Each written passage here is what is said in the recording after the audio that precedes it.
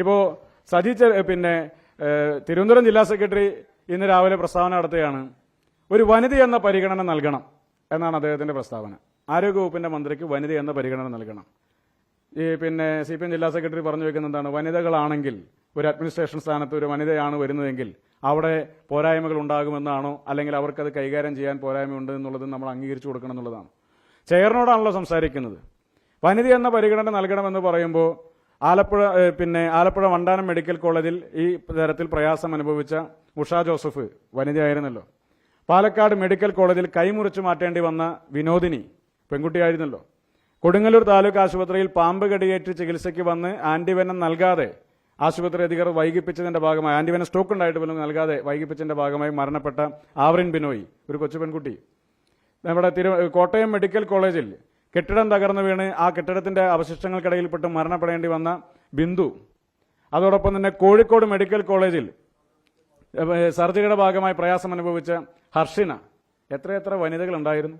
ആ വനിതകൾക്ക് കിട്ടാത്ത, ആരോഗ്യപരമായി കിട്ടേണ്ടിയിരുന്ന, അവർക്ക് കിട്ടേണ്ടിയിരുന്ന പരിഗണനയും ചികിത്സയ്ക്കൊക്കെ അപ്പുറം എന്ത് പരിഗണനയാണ് കേരളത്തിന്റെ ആരോഗ്യവകുപ്പ് മന്ത്രിക്ക് യൂത്ത് കോൺഗ്രസ് ഒക്കെ സമരരംഗത്ത് വരുമ്പോൾ കൊടുക്കേണ്ടത്? അവിടെ റീത്ത് സമർപ്പിച്ചത് ശരിയായില്ല. യൂത്ത് കോൺഗ്രസ് ഈ പ്രവർത്തനം അവസാനിപ്പിക്കുന്നതാണ് നല്ലത് പറയുന്നത് ഡിവൈഎഫ്ഐയുടെ സംസ്ഥാന പ്രസിഡന്റ് വസീഫാണ്. വസീഫ് കഴിഞ്ഞ ദിവസം മറ്റൊരു പ്രസ്താവന ഇറക്കുകയാണ്. ഇതിനേക്കാൾ ഗുരുതരമായ പിഴവുകൾ കേരളത്തിലെ സ്വകാര്യ ആശുപത്രികളിൽ സംഭവിക്കുന്നുണ്ട്. അങ്ങനെ സ്വകാര്യ ആശുപത്രികളിൽ ഗുരുതരമായ പിഴവുകൾ സംഭവിക്കുന്നുണ്ടെങ്കിൽ മെഡിക്കൽ നെഗ്ലിജൻസിന്റെ ഭാഗമായി എന്ത് നടപടി കേരളത്തിന്റെ സംസ്ഥാന ഗവൺമെന്റ് അതിന്റെ ഭാഗമായിട്ട് എടുത്തിട്ടുണ്ട്? ആ പിഴവുകൾ സംഭവിച്ച ഇരകളാക്കപ്പെട്ട ആളുകൾക്ക് ഏതെങ്കിലും തരത്തിൽ ആ വ്യക്തിമായിട്ടുള്ള ആളുകൾക്ക് എന്തെങ്കിലും തരത്തിൽ നഷ്ടപരിഹാരം ലഭ്യമാകുന്നതിന് വേണ്ടുന്ന നടപടികൾ സംസ്ഥാന ഗവൺമെന്റിന്റെ ഭാഗത്തുനിന്നുണ്ടായിട്ടുണ്ടോ?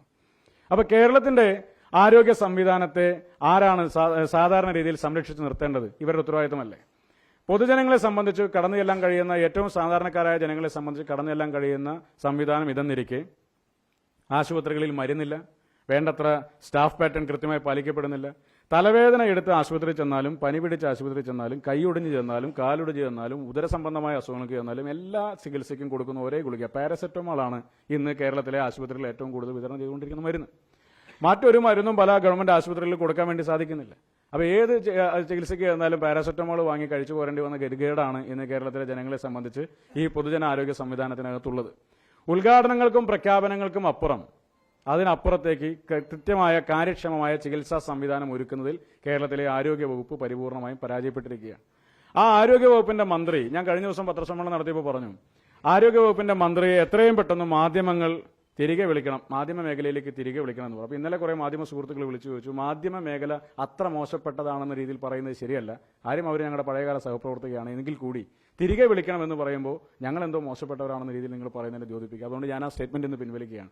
ഇവരെത്രയും പെട്ടെന്ന് രാജിവെച്ച് ഇവർ നേരത്തെ നടത്തിയിരുന്ന പോലെയുള്ള രാജസ്തുതി നടത്തുന്ന പ്രവർത്തനങ്ങളുമായി മുന്നോട്ട് പോകട്ടെ. മൈക്ക് കിട്ടിയാൽ പിണറായി വിജയനെ പ്രകീർത്തിക്കുക, പിണറായി വിജയന്റെ കുടുംബത്തെ പ്രകീർത്തിക്കുക, അത്തരം പ്രവർത്തനങ്ങളായിട്ട് മുന്നോട്ട് പോകട്ടെ. കേരളത്തിലെ പൊതുജനത്തിന്റെ ആരോഗ്യത്തെ കണക്കാക്കിയെങ്കിലും ഈ മന്ത്രി ഒന്ന് രാജിവെച്ച് പോകാൻ വേണ്ടി തയ്യാറാകും. റീത്ത് സമർപ്പിച്ച് തെറ്റായി പോയില്ലേ എന്നുള്ള രീതിയിലുള്ള പ്രചരണം ശിവൻകുട്ടിയെ മന്ത്രി അടക്കമുള്ള ആളുകളൊക്കെ വെല്ലുവിളിക്കുകയാണ്. ശിവൻകുട്ടി മന്ത്രിയാണ്, ഗുണ്ടയല്ലല്ലോ. ശിവൻകുട്ടി മന്ത്രി എന്ന് വിളിക്കാനാണ് ഞങ്ങൾ ആഗ്രഹിക്കുന്നത്. അദ്ദേഹത്തിന്റെ പ്രതികരണം കേൾക്കുമ്പോൾ ശിവൻകുട്ടി ഗുണ്ട എന്ന് വിളിക്കേണ്ട സാഹചര്യത്തിലാണ്. വിദ്യാഭ്യാസ വകുപ്പിന്റെ മന്ത്രിയാണ്. അപ്പോൾ റീത്ത് സമർപ്പിച്ച ആരോഗ്യവകുപ്പിന്റെ അവരുടെ സ്വകാര്യ വസതിയിലല്ല, ആ വകുപ്പ് തന്നെ, ആ ഡിപ്പാർട്ട്മെന്റ് തന്നെ ഇന്ന് നിശ്ചലമാണ്, മരണപ്പെട്ടതിന് തുല്യമാണ്. പ്രതിഷേധം പ്രതീകാത്മകമായി നടത്തിയത് കൊണ്ടാണ് ഔദ്യോഗിക വസതിയിലേക്ക് ആ പ്രതികരണം മുന്നോട്ട് കൊണ്ടുപോകേണ്ട സാഹചര്യം വന്നത്. അവിടെ അവർക്ക് വേണ്ടത്ര സുരക്ഷ ഒരുക്കാൻ സാധിക്കാതെ പോയത് ആഭ്യന്തര വകുപ്പിന്റെ വീഴ്ചയാണ്. സമരവുമായി യൂത്ത് കോൺഗ്രസുകാർ അവിടെ കടന്നു ചെല്ലുമ്പോൾ ആ സമരത്തിന് വേണ്ടുന്ന തടയാൻ വേണ്ടി നിൽക്കുന്ന പോലീസുകാരെയും ഞങ്ങൾ തന്നെ കൊണ്ടുചെന്ന് നിർത്തണമെന്ന് പറഞ്ഞാൽ അത് സ്വാഭാവികമായിട്ട് പ്രായോഗികമല്ല. അപ്പോൾ ആഭ്യന്തര വകുപ്പിന് മന്ത്രിയുടെ വീടിന്റെ മുമ്പിലുള്ള സുരക്ഷാ സംവിധാനങ്ങൾ ഒരുക്കുന്നതിൽ പരായ്മ സംഭവിച്ചിട്ടുണ്ടെങ്കിൽ അതിന്റെയും ഉത്തരവാദിത്വം ഞങ്ങൾക്ക് ഏറ്റെടുക്കാൻ സാധിക്കാത്ത ഒരു സാഹചര്യമുണ്ട്. അപ്പോൾ കേരളത്തിലെ ആരോഗ്യ വകുപ്പുമായി ബന്ധപ്പെട്ട് ഇത്തരത്തിൽ ഗുരുതരമായ പോരായ്മകൾ നിലനിൽക്കുന്നു എന്നുള്ളത് ഒന്നാമത്തെ കാര്യം. അതിന്റെ ഭാഗമായി നടത്തിയ പ്രതിഷേധത്തെ ഇന്നലെ പോലീസ് ഇവിടെ ഏറിട്ട രീതി അത് വളരെ മൃഗീയമായ രീതിയിലാണ്. ആലപ്പുഴ ജില്ലാ യൂത്ത് കോൺഗ്രസ് കമ്മിറ്റിയുടെ പ്രസിഡന്റ് പ്രവീണിനെയും അതോടൊപ്പം തന്നെ വർക്കിംഗ് പ്രസിഡന്റ് ബിനു ചുള്ളിലിനെയും അടക്കമുള്ള നേതാക്കന്മാരെ സ്റ്റേഷനകത്ത് വെച്ചിട്ടാണ് ആ ഡിവൈഎസ്പി എന്താ പേര് രാജേഷ്, അത് സ്റ്റേഷനകത്ത് വെച്ചാണ് അസഭ്യം പറയുന്നതും കയ്യേറ്റം ചെയ്യാൻ വേണ്ടി ശ്രമിക്കുന്നതൊക്കെ. ഇപ്പോൾ പോലീസുകാർ ഒരു സംഘം ഇങ്ങനെ ഗുണ്ടകളെ പോലെ പെരുമാറുകയാണ്. യൂത്ത് കോൺഗ്രസുകാരെയും KSUക്കാരെയും ഒക്കെ കൈകാര്യം ചെയ്യാൻ ശ്രമിക്കുന്ന പോലീസുകാർക്ക് പ്രത്യേക പരിഗണനയും പാരിതോഷികവുമുണ്ട്. ആലപ്പുഴ ജില്ലയിൽ തന്നെയാണ് പിന്നെ അജയ് ജോൽ കുര്യാക്കോസ് ഇവിടെ ഇരിക്കുന്നുണ്ട്. KSU ജില്ലാ പ്രസിഡന്റും അതോടൊപ്പം തന്നെ യുക്കോൺ സംസ്ഥാന സെക്രട്ടറി അജയ് ഉൾപ്പെടെയുള്ള ആളുകളൊക്കെ ഇതേ ജില്ലയിൽ മുഖ്യമന്ത്രിയുടെ നവകേരള യാത്രയ്ക്കെതിരെ നടത്തിയ പ്രതിഷേധത്തെയാണ് പോലീസിന്റെ ഗൺമാൻ മുഖ്യമന്ത്രിയുടെ ഗൺമാൻ ഔദ്യോഗിക വാഹനത്തിൽ നിന്ന് പുറത്തേക്ക് ഇറങ്ങി ലാത്തി ഉപയോഗിച്ച് തലക്കടിക്കുകയും കൈയടിച്ചൊടുക്കുകയും ചെയ്തത്. അങ്ങനെ ഗൺമാനായി ഡെപ്യൂട്ടേഷനിൽ നിൽക്കുന്ന ഒരാൾക്ക് ആ തരത്തിലൊരു സമരത്തിലിറങ്ങി ബലപ്രയോഗം നടത്താൻ വേണ്ടി സാധിക്കൂ? ലോക്കൽ പോലീസ് ഉൾപ്പെടെ നിൽക്കുന്ന സമയത്താണ് അദ്ദേഹം ആ രീതിയിൽ പ്രവർത്തിച്ചത്.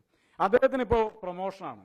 ഇവിടെ പത്തനംതിട്ട ജില്ലയിലേക്ക് പ്രത്യേക തസ്തിക തയ്യാറാക്കി 20 പോലീസ് ഉദ്യോഗസ്ഥന്മാർക്ക് പ്രൊമോഷൻ കൊടുക്കുന്ന കൂട്ടത്തിൽ ആലപ്പുഴയിൽ അന്ന് പോലീസ് മർദ്ദനത്തിന് നേതൃത്വം കൊടുത്ത അനിൽകുമാർ എന്ന് പറയുന്ന ആ പോലീസ് ഉദ്യോഗസ്ഥനും പ്രൊമോഷൻ നൽകുകയാണ്. 2024 അദ്ദേഹത്തെ സംബന്ധിച്ച് ഈ കേസുമായി ബന്ധപ്പെട്ട് ഇവർ നൽകിയ പരാതിയുമായി ബന്ധപ്പെട്ട് അന്വേഷണം നടത്തി അതിൽ ക്ലീൻ ചിറ്റ് കൊടുത്തു.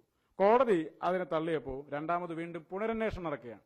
ആ പുനരന്വേഷണത്തിന് 2024 ഏത് ഉദ്യോഗസ്ഥനാണോ കേസ് അന്വേഷിച്ചത് അതേ ഉദ്യോഗസ്ഥനെ തന്നെ വീണ്ടും അന്വേഷണത്തിന് വേണ്ടി ചുമതലപ്പെടുത്തിയിരിക്കുകയാണ്. ആ കേസിന്റെ അന്വേഷണം റിപ്പോർട്ട് ഇപ്പോൾ സമർപ്പിക്കപ്പെട്ടിട്ടില്ല. അതിനിടയിലാണ് ഇദ്ദേഹത്തെ കൊണ്ട് പ്രത്യേകമായി പരിഗണന കൊടുത്ത് പാരിതോഷികം കൊടുത്തിരുന്നത്. ഇപ്പൊ KSU യൂത്ത് കോൺഗ്രസ് സമരങ്ങളെ നേരിടുന്ന പോലീസ് ഉദ്യോഗസ്ഥന്മാരെ സംബന്ധിച്ച് ഒരു നീതിയാണ്. അവർക്ക് പ്രൊമോഷനാണ്, പിന്നെ പാരിതോഷികങ്ങളുണ്ട്, അവാർഡുണ്ട്, റിവാർഡുണ്ട്, എല്ലാ തരത്തിലുള്ള പിന്നെ പരിഗണനകളുണ്ടാകും. അതേസമയം തന്നെ ഒരു സമരത്തിൽ SFI പ്രവർത്തകർക്കാണ് മർദ്ദനമേൽക്കുന്നതെങ്കിൽ ആ ഉദ്യോഗസ്ഥന് അദ്ദേഹത്തിന്റെ സ്വകാര്യ ജീവിതത്തിനിടയിൽ ഏത് നിമിഷവും SFIക്കാരാൽ തിരിച്ചു മർദ്ദനമേൽക്കേണ്ടി വരുന്ന ഒരു സാഹചര്യം ഉണ്ടാകും. മാത്രമല്ല, ആ മർദ്ദിക്കുന്ന SFIക്കാർക്കെതിരെ കേസെടുക്കുന്നതിന് മുമ്പ് മർദ്ദനം ഏറ്റുവാങ്ങുന്ന പോലീസുകാരനെതിരെ ജാമ്യമില്ലാത്ത വകുപ്പ് പ്രകാരം കേസെടുക്കും. അപ്പോൾ കേരളത്തിന്റെ ആഭ്യന്തര വകുപ്പ് കൊടുക്കുന്ന സന്ദേശം എന്താ? KSUക്കാരെയും യൂത്ത് കോൺഗ്രസുകാരെയും ആവശ്യത്തിനും അനാവശ്യത്തിനും മർദ്ദിക്കുക. SFIക്കാരും DYFIക്കാരുമാണ് സമരവുമായി പ്രതിഷേധവുമായി കടന്നു വരുന്നതെങ്കിൽ അവിടെ അവരെ തൊട്ട് തലോടി നിൽക്കണം എന്നുള്ളതാണല്ലോ ഒരു സന്ദേശം കൊടുത്തുകൊണ്ടിരിക്കുന്നത്.